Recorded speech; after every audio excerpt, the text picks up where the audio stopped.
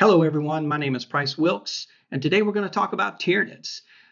There's been a lot of talk out there about how Tyranids perform in 9th edition. Some people think they're amazing. Some people think they're terrible. Some people are caught in between. But today we're just going to kind of dig into an army style and an army list that I came up with not too long ago to really try and see if we can maximize some of the strategies that 9th edition presents for us.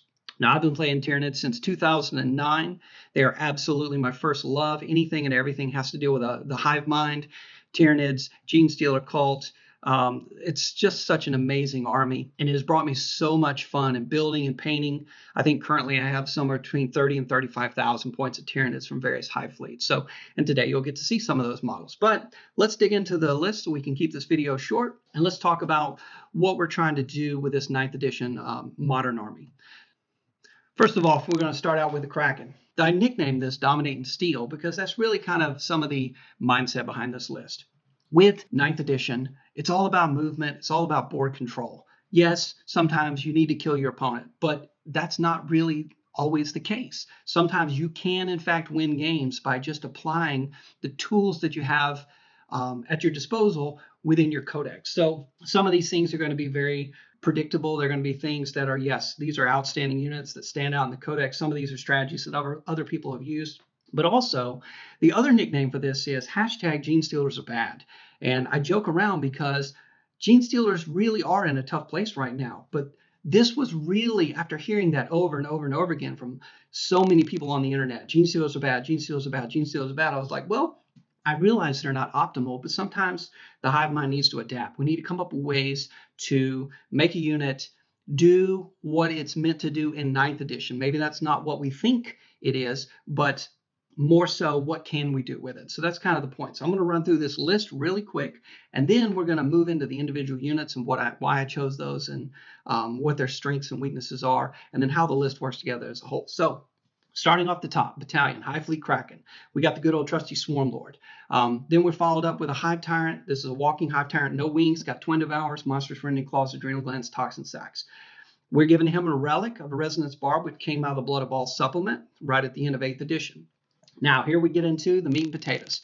5x8 units of Genestealers, 2 Acid Maws, and those are basically strength user, AP -3. You know, the Genestealer comes with a Rending Claw, which is his backup weapon. But that just gives it a little extra punch in combat. We'll get into why I chose 8-man squads. Moving on, 10 Hormagaunts. Then we got a Lictor. Lictors are great. Deploy Scramblers, so many different things. We'll get into that a little bit. Then we got the Red Terror, just a fun unit. You got 2 units of Raveners. These guys just have Rending Claws on them. Super fast, great units. 1 unit of Meiotic Spores. These guys come from Forge World. Now, I've gone back and forth on this, but really, I put this unit in there when I was thinking about the 8th edition rules and their ability to infiltrate. So they're kind of on the fence whether they're going to stay in, or I might take just another unit of Raveners. And then we got a single Biovore in the Kraken detachment. Also, on top of this is the other half of this list design, which is the Kronos detachment. This is where we're trying to shoot, block, and distract your opponent. So we got a patrol of Hive Fleet Kronos. Kronos is very good with psychic defense, and also if you're taking shooting units in your army, their ability to reroll 1s if they remain stationary is very, very good. So you're going to see some old friends here. A Neurothrope, this is our Warlord, and we've sacrificed this Warlord trait to give adaptive biology to the Exocrine. Then we got 2 more units of Hormagaunts, 1 unit of Rippers, 2 Lictors. So these guys are going to finish out my Deploy Scrambler strategy or maybe engage in all fronts. And then we've got an Exocrine, and then we got the solo Biovore.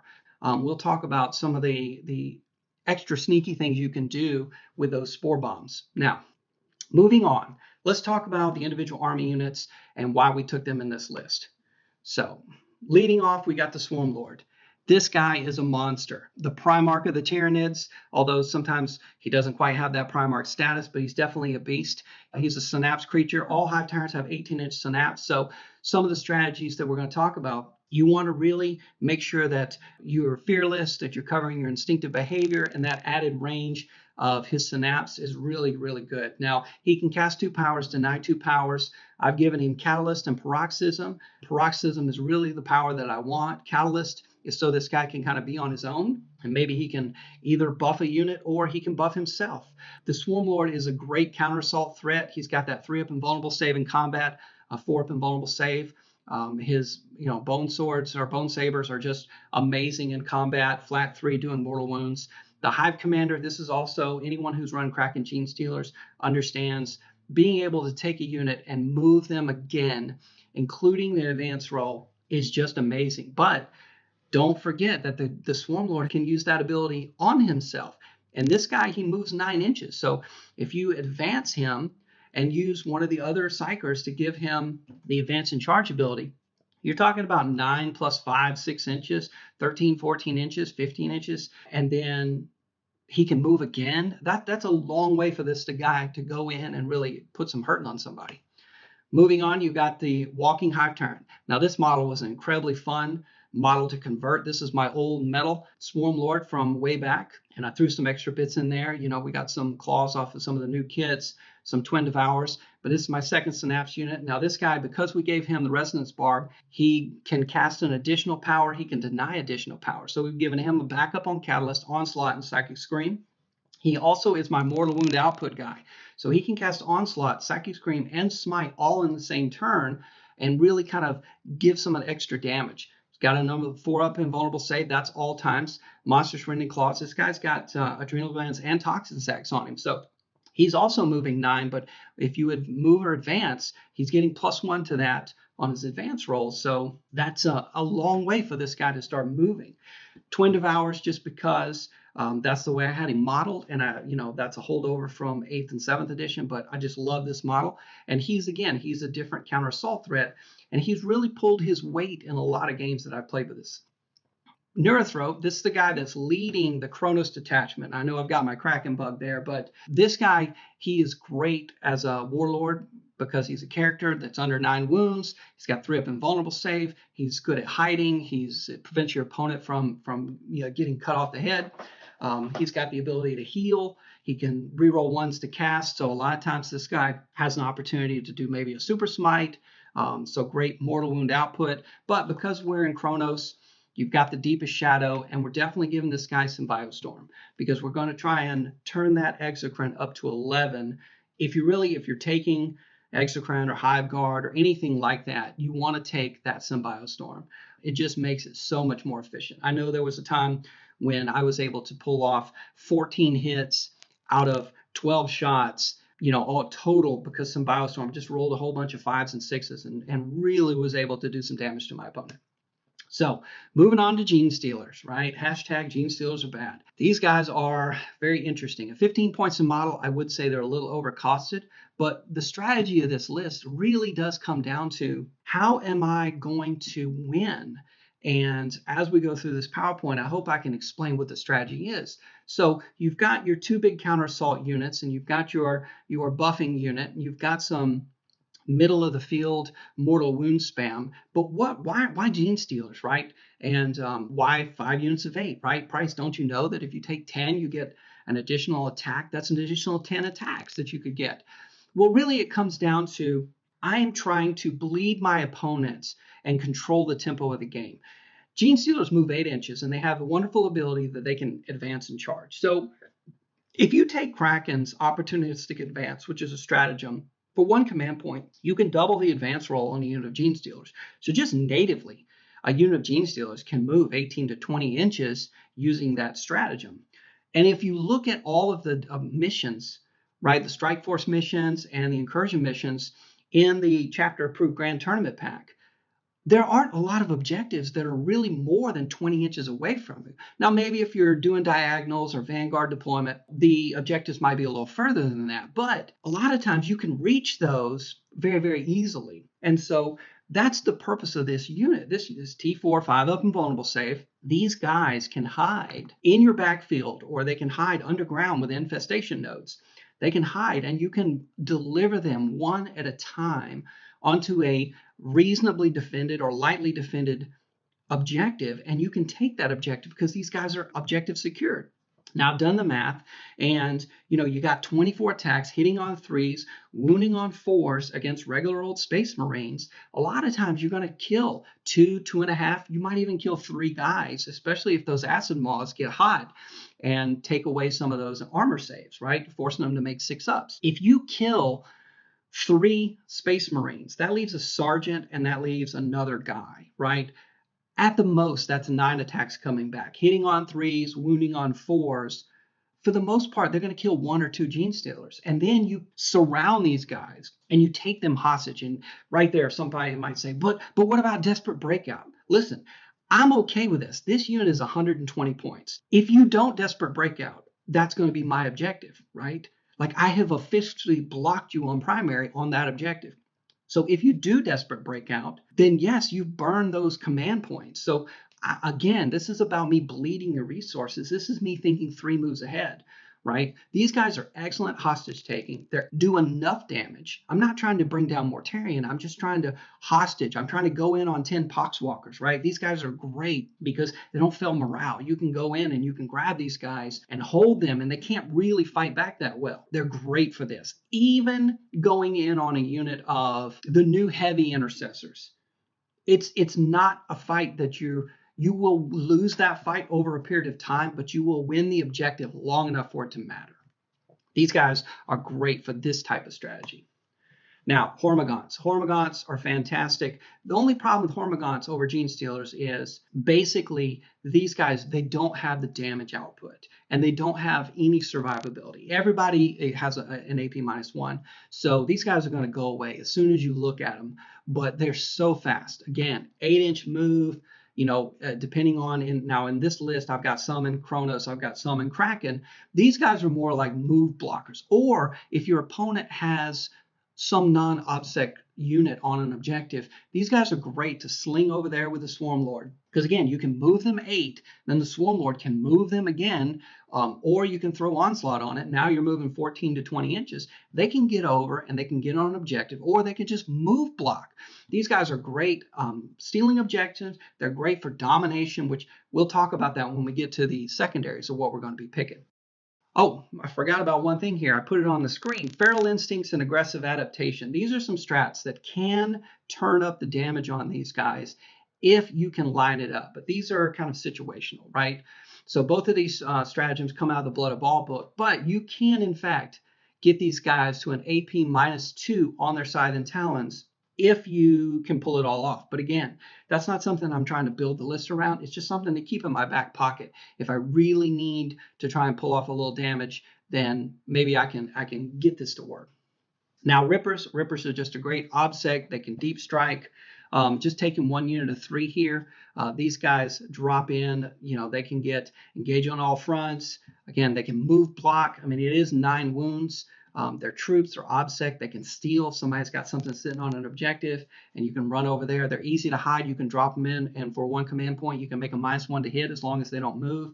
Lots of little things you can do with these guys. Lictors, so good, so good. 37 points.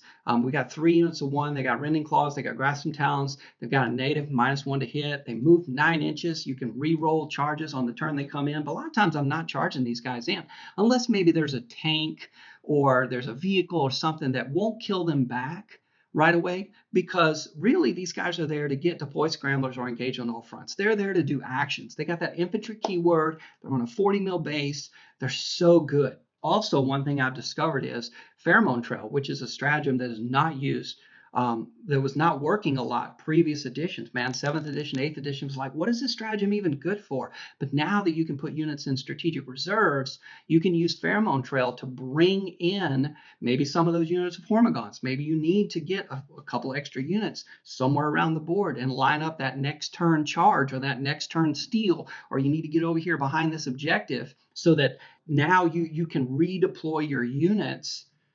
Man, it's just so good. It's so good. The Red Terror. This guy is just fun. He's a unique character. You can only take 1. He's got 6 wounds.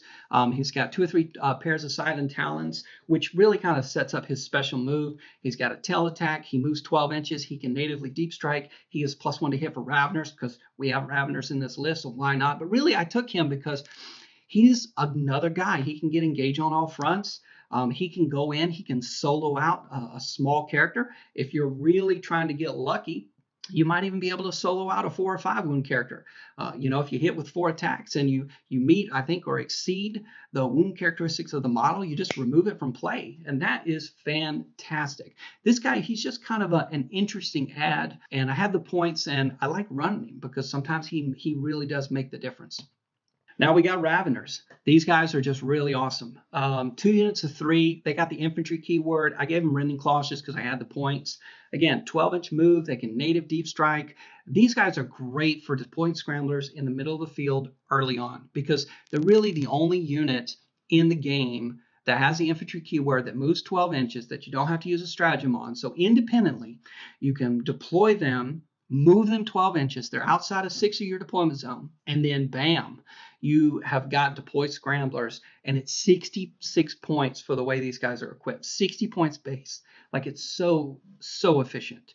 I really like these guys in this kind of game style. Their damage output, their survivability, not really there. Right now, you can juice them up a little bit with a red tear, but again, you're really going to only go in on lightly armored units, and might need to double up, triple up. You might need to send the red tear and 2 squads if you're trying to clear off an objective. Now you're talking about, these guys, that's 12 attacks per squad. So that's 24 attacks plus the red tear, all hitting on 2s, wounding on 4s, rending on 6s. Now you're starting to talk about doing a little damage. That's really a worst case scenario. Meiotic Spores. Now, I used to love these guys in 8th edition, 7th edition. I love them because they could infiltrate. But recently, we got an update to Imperial Armor Compendium, and I didn't realize it. So I just played a game not too long ago, and I played them the old 8th edition rules. But they're still good for what they're designed for. And one of the alternative versions of this list is a brigade. And these guys are fast attack, and they go in the same slot as the Raveners. But I took a unit of 3 in this list because they put out really, really nice mortal wound output. You can put these guys, you can deploy them up, or you can deep strike them. You can move them with the metabolic overdrive, which is not going to kill them. Now they have 2 wounds each, but one of the good things is on a 4+, they do a flat 3 mortal wounds. So, just a unit of 3 could put out 9 mortal wounds. I mean, that's Rabute Gilliman. You could just pick up Gilliman if your opponent's not paying attention. They're great at move blocking, especially somebody's got a fancy character. You can run them right up, keep them just outside of 3 inches. And then bam, no one's going to want to come close to them. They're going to have to waste resources, or they're going to have to go around them. They're just really good, but they have a different role in 9th edition than they did in 8th. I'm not sure that they're going to make the cut. Biovores. Now, I've got 2 units of 1. Again, I've got 1 unit in the Kraken detachment, 1 unit in the patrol. Reason I split them up basically is because I would want them both in the Kronos, but I wanted 2 separate units, and a patrol you can only take 2 heavy. So we got the Exocrine and we got a Biovore. But these guys are they're a little more durable. Put them in cover. They're good at blocking backfield. They're good at holding the backfield objective. They're usually kind of moving around a little bit. Most of the time you want them to miss so that you can place those spore bombs and really just kind of block up a gap or a hole, or you can try and slow your opponent down. But in several of the games, there's against one game recently, there was a Victor's Guard. He was hiding in an objective. Victor's Guard can heroically intervene. We'll get to that, why that's important. He was sitting near an objective, and he had 2 wounds left on him. I'm like, come on, Biovore, I need you to hit. And I rolled the 6, and I rolled the D3 mortal wounds, and I picked the guy up. Sometimes those mortal wound output is clutch. But one of my more fun tricks is, and if you're playing Tyranids, you know about this, using the Deepest Shadow stratagem, which comes right out of the Codex. If a Kronos model is within 24 inches of enemy Psyker, you can play this stratagem when they nominate to cast a psychic power, and they can only cast it on a 1d6. Well, if you get to go first, and if you're savvy about where you place the spore bomb, so that your opponent can't just casually smite it with their first power and pick it up, then you can block very, very important powers. Like you might block the 5-up invulnerable save that Space Marines have, or you can block warp time, or so many different powers to try and slow your opponent down. Maybe you need to block Miasma from Mortarion. I don't know. But having that ability in your back pocket is one of the perks of having that Kronos detachment and having a Biovore. So, moving on to the Exocrine. Forgot to take a photo of my guys, so we substituted in the one from Games Workshop. Exocrines are just great right now. 12 shots, which, you get 12 shots because you have 2 separate ways to fire it. If you remain stationary, then you can fire the big gun twice, which is 6 shots, strength 7, AP -3, flat 2 damage. With a stratagem, you can boost that to 3 damage. I've given mine adaptive physiology with enhanced resistance, 5 up and vulnerable save, but also more importantly, it's that double wounds characteristic on his profile. This guy's got 12 wounds, but he counts as double. So for the purposes of him being able to shoot, you want to keep him as efficient as possible. Now, again, he's in the Kronos detachment, so reroll ones when stationary. We're casting some Biostorm on this guy, and we're also using Symbiotic Devastation, which is a stratagem out of the Blood of All book. That allows you to move him, so you can deploy him hidden, and then you can move him, cast or put the Symbiotic Devastation on him. He counts as stationary, then cast some Biostorm on him, and now he's operating at full tilt. And I've had this guy pick up an entire unit of 6 aggressors in one go.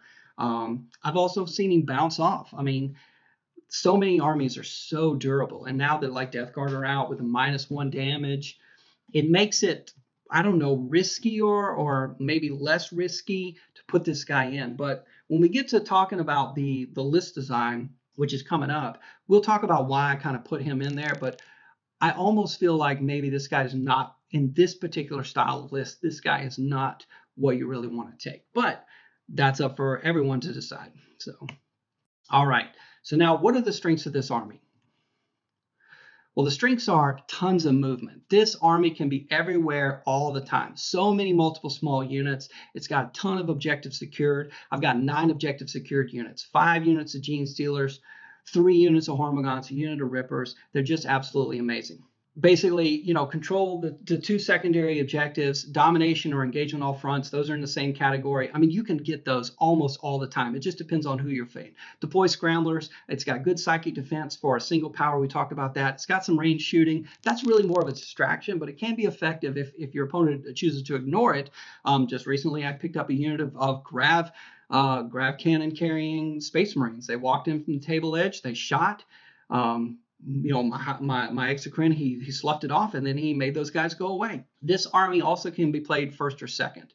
It depends, but most of the time it's better to go second just because you're in the control phase, but you can go first as well.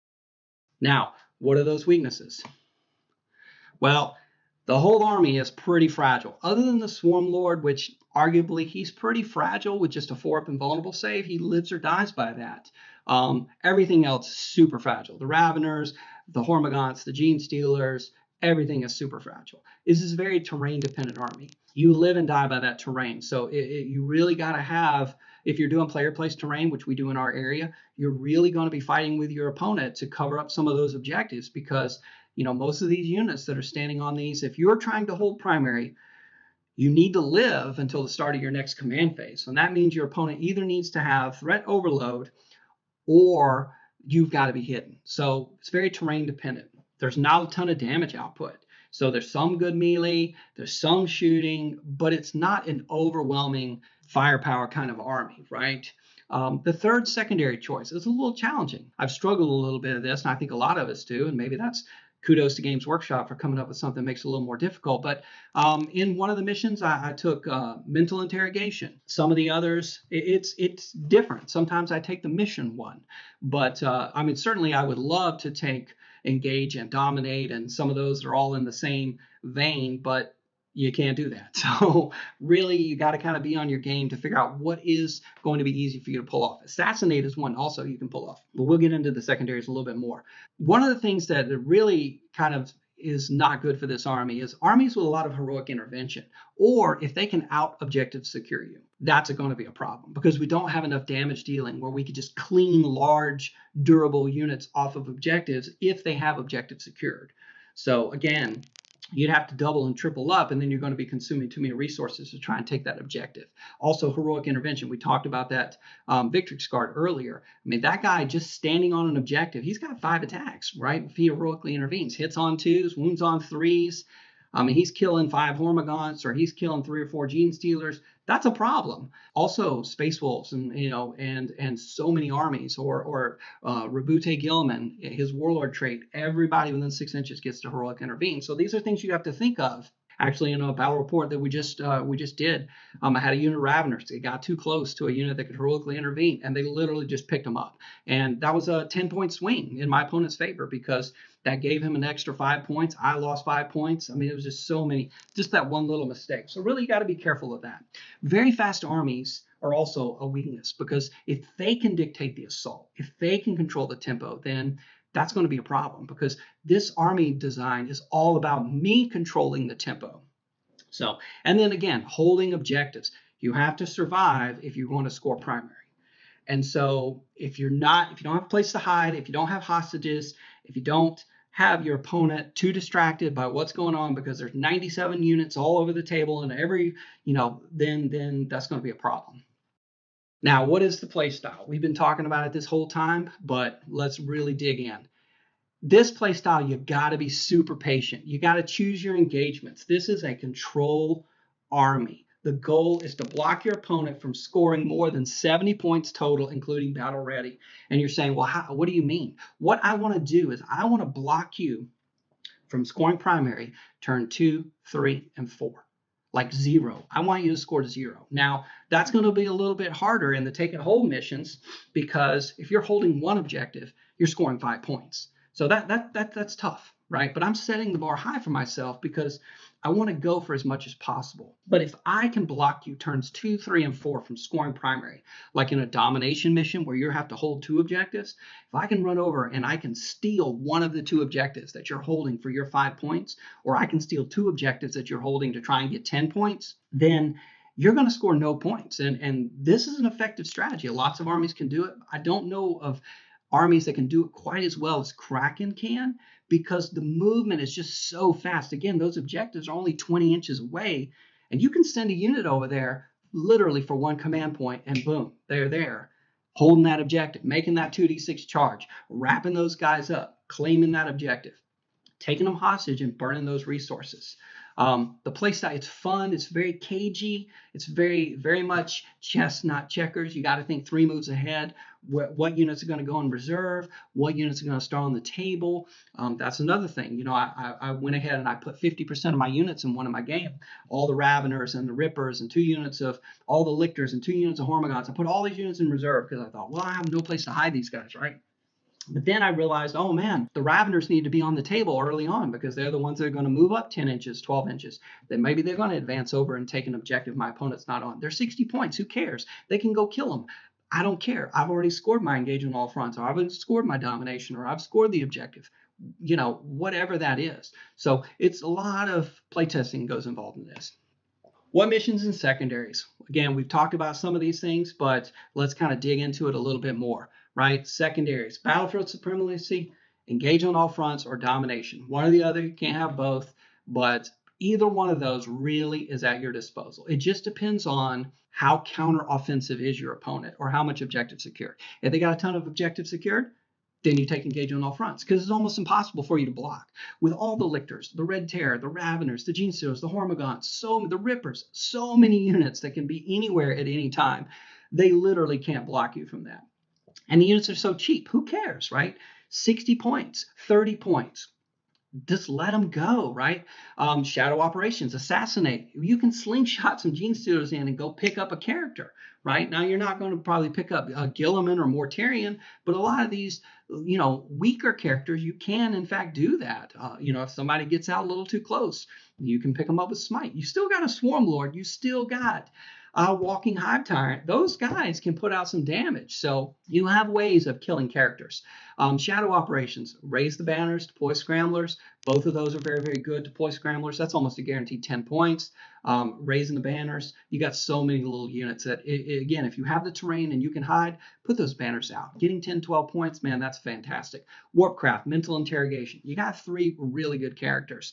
And, it's 3 points every time you do it. So 3, 6, 9, hey, that's a good secondary, right? So you're looking to get between 30 and 40 points fairly easy with this army. And so combine that with 30 to 45, 30 to 40 points on primary. Again, we're trying to hold our opponent to 70 points or less. So if I can score 71 points, I have won the game. And then the mission specific one, that really just depends on the matchup. It really does. So some of those vital intelligence, some of those other missions, they're very, very good, right? I will sit on my backfield objective, or I will sit on the center and score that. Also, grind them down. You got so many MSU units. I don't know that I would take that one maybe, but it is possible. So just any army, sometimes you just got to kind of think it through and see what outlier secondary objective you're going to be taking. But really, these are the main ones that this army is trying to score. What matchups do we have that are good and that are bad, right? Matchups. I think some of the best matchups might be units with low model count, like Death Guard with no Mortarion. Now, their units are super durable, but again, I'm not trying to kill their units. I'm trying to outscore their units. I'm going to go in and I'm going to kill a couple of guys because most of my damage is 1 damage. And so I'm going to kill a couple of those Plague Marines, and then I'm going to outnumber them on the objective. And I've got an invulnerable save on the Genestealer, so their Plague Knives, don't matter. If I need to, they don't have a ton of heroic intervention unless you're really thinking about that one specific Death Guard chapter. But, it's not really an army that lends itself to being able to bully me off objectives. Now, if they dig into Plague Marine spam, that might be a problem, right? Once they actually turn 3, 4, 5, once they actually get on the objectives and they're holding them and they're blocking them out, then I'm going to have to be a little more cagey. And also, if they bring Mortarion, that's just a model that it's hard for me to deal with. I'm going to be smiting him down. I might be fighting him 2 or 3 times with, the Swarm Lord. I don't know that I survived that mission. I've gone in on Mortarion before with a Swarm Lord, a Flying High Tyrant, and a Diamond Karen, and I just bounced off. So that's a tough battle, right? Especially with all the buffs he has, no rerolls, things like that. MSU Space Marines, I feel very confident into that because, again, you're trying to outnumber, you're trying to hostage, you're trying to steal objectives. There's typically not a lot of Space Marine units in an army, so you can go toe-to-toe with these guys. You can outpace them because you're faster than them. Imperial Guard, kind of the same thing, right? They got a lot of squishy guys backed up with tanks. Well, I'm okay running back there and putting a 30-point unit or a 60-point unit touching a couple of tanks, especially if they're Manticores or they're Basilisks or something with blast weapon or the Plasmacutioners, or that big Demolisher cannon gun. Hey, shoot your Demolisher at my Rippers. Shoot it at my 5-6 point Hormagaunts. I'm cool with that. Now, don't be shooting my Swarm Lord, but I can go toe-to-toe with that. Now, if they bring too many guard bodies, it might bog me down, but I still feel good into that. I think I'm good into Foot Custodes. Right now, tanks are going to be a little more difficult, or maybe a lot of jet bikes because they're so fast. But the foot guys, again, I can outrange them, I can outpace them. A lot of the T3 armies, I can go into those guys. Now, Tau, when you start getting into massive amounts of Overwatch or for the greater good, you got to be a lot more selective in how you deal with that. But a T3 army, now I'm starting to get the upper hand in damage dealing. Maybe even Sisters of Battle, right? Being able to dictate that movement. Although Sisters of Battle are surprisingly quick, but a lot of those armies are, some of them ignore AP-1, that might be a problem, but they're fairly durable. So, it's a give or take. That's why I didn't put them on there. Worst matchups, armies like Space Wolves. Again, we talked about heroic intervention. Primarchs. Primarchs are tough because we don't have that much damage dealing. Chaos Beast spam. This is an army that's, again, it can heroic intervene. Those guys aren't the best in combat, but when you have a 5-up invulnerable save or you got a 6-up armor save, they have enough tax that they will kill those guys, and I won't be able to bring them down. Now, early on, I will be able to hold them off objectives for turns 2 and turns 3 until they heroic into my army and until they start wearing me down, and we just don't have enough damage dealing or enough bodies to really drown that out. We got SMS Tau spam. Why is that important? Because they can hit you anywhere, anytime, and it's just good shooting. Harlequins are super fast, along with melee Drakari, the new Venom spam, the new Raider Boat spam. Drakari is kind of a nightmare because they are so fast. Harlequins are so fast. They put out so much damage. Now, they do fall into that T3 category, which means if I can dictate the pace, I can win that game. But some of that comes down to who's going to go first. Like in that mission, I might actually want to go first. Or maybe I hold back and I use the Spore Bomb to block their ability to warp time up into my lines. I don't know, but really that's kind of a give or take kind of situation. What alternatives? Because there are some alternatives to this build. The army list design that I gave you, it stands out to me as one way to play this. But really, I think the bread and butter of this is leaning into the idea dominating and stealing objectives. And for that, I would say the Mono Brigade, the Kraken, this is the way to go. taking the good old Swarm Lord, taking the Walking Hive Tyrant, you got your Neothrope, take 5 units of Genestealers. Again, you could also take 4 units of 10. The points start to get a little weird if you take 4 units of 9, and then maybe you can readjust a little bit, maybe take out a unit of Hormagaunts and then put in a unit of Termagants, or maybe take out the Rippers because you maybe don't need that many small units running around that the Termagants can't do what the Rippers can do. 3 units of Raveners, we got rid of those Meiotic Spores. The Red Terror, that's 55 points that you can trade in or out, whether you do or don't need him. That's really kind of up to you. Also, what models do you have? 3 Lictors and then 3 Biovores. And now, really, those Biovores are just filling out the brigade, and they're just doing the move, block, and the selective. This, I think, is the more pure way to play it, the more fun way to play it, although this way is much more dependent on the terrain. In talking with the terrain, the reason why we kind of went with the Exocrine and the Kronos build before was because if I don't have any range threat whatsoever, right, because the Biovores don't count as range threat, neither does the Walking Hive Tyrant.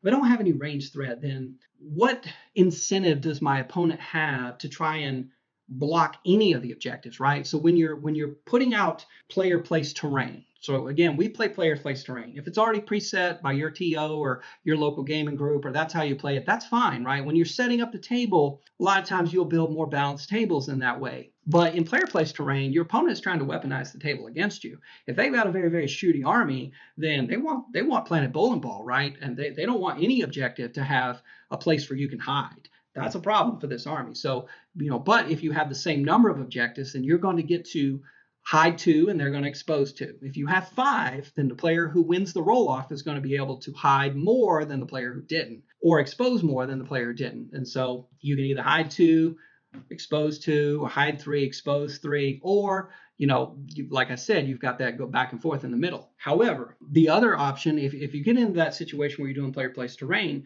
then you can always stack the center of the table. Depending on what the deployment zone is, if you stack enough terrain, even if it's one way or the other, then you can block enough lanes of fire that your opponent won't be able to concentrate on your whole army. So then you can steal one of their objectives and you can hold all of yours. So I really kind of like this. This is the next way, the next iteration way I'm going to play this. And I'll let you guys know, or hopefully you'll see it in an upcoming battle report. So in the end, this is my Tyranid army. This is my Dominate and Steal. This is my hashtag Genestealers are bad. This is my way of playing 9th edition. There's so many other ways to play Tyranids. There's so many great units in there. This is just a little piece of me that's coming out on the tabletop to try and have fun with my friends and my gaming group and see if we can't win some games. So if you guys like the content, then we appreciate it. Subscribe, hit the like button, tell your friends, share this video, and we look forward to the next opportunity that we can talk about Tyranids. Take care.